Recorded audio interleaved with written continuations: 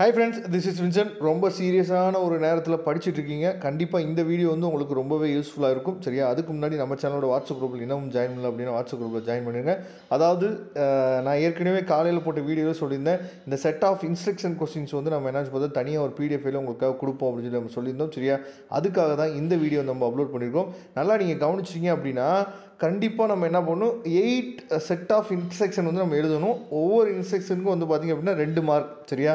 இதில் ரொம்ப முக்கியமானது எதை நோட் பண்ணுவாங்க அப்படின்னா, அதாவது அந்த மிஸ்டேக் இல்லாமல் நம்ம வந்து இங்கிலீஷை வந்து நம்ம வந்து எழுதுகிறோமா அப்படிங்கிறது வந்து ரொம்ப முக்கியமானது. சரியா? அப்போ நீங்கள் நார்மல் இங்கிலீஷை நீங்கள் என்ன பண்ணுச்சு பார்த்தீங்கன்னா, அந்த டென்ஸோட மிஸ்டேக் இல்லாமல் இஸ் எங்கே வரணும், வாஸ் எங்கே வரணும், சரியா, வில் எங்கே வரணும் அப்படிங்கிறத நீங்கள் பார்த்து கண்டிப்பாக நீங்கள் என்னச்சு பார்த்தீங்கன்னா அந்த மிஸ்டேக் இல்லாமல் இருந்தாவே மேக்ஸிமம் இதில் நீங்கள் ஃபுல் மார்க் எடுக்கிறதுக்கு வாய்ப்புகள் வந்து அதிகமாக இருக்குது. சரியா? இப்போ ஃபஸ்ட்டு செட் ஆஃப் இன்ஸ்ட்ரக்ஷனில் வந்து என்ன கொடுத்துருக்காங்க அப்படிங்கிறத பாருங்கள். சரியா?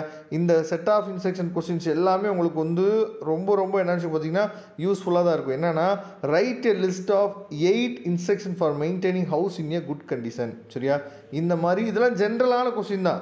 ஆனாலும் நம்ம என்ன பண்ணணும், தெளிவான ஒரு இங்கிலீஷில் தெளிவான ஒரு சென்டென்ஸ் ஃபார்மெட்டில் நாம் என்னாச்சு பார்த்தா கொடுக்கணும்.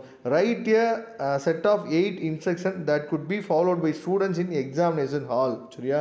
எக்ஸாமினேஷன் ஹாலில் ஸ்டூடெண்ட் வந்து என்ன மாதிரியான விஷயத்தை ஃபாலோ பண்ணணும் அப்படின்னு சொல்லி கேட்டிருக்காங்க. அதுக்கப்புறம் right A set of 8 instruction that could be followed by students in college library. College லைப்ரரியில் என்ன பண்ணணும், இந்த மாதிரி நமக்கு என்ன பண்ணுறான்னு சொல்லி பார்த்தீங்கன்னா, அதாவது ரொம்ப ஈஸியாக சிம்பிளான கொஸ்டின்ஸ் தான் இருக்கும். சரியா? லேப்டாப்பை நீங்கள் எப்படி மெயின்டைன் பண்ணுறது, இந்த மாதிரி என்னன்னு பார்த்தா கொஸ்டின்ஸு. அப்போ நீங்கள் என்ன பண்ணுன்னு சொல்லி பார்த்தீங்கன்னா, சார் 8 தான் எழுதணுமா சார் அப்படின்னு கேட்டிங்கன்னா, 8 தான் எழுத சொல்லியிருக்காங்க, 8 எழுதினாவே போதுமானது. உங்களுக்கு எக்ஸ்ட்ரா எழுதுனாலும் ஒன்றும் பிரச்சனை இல்லை.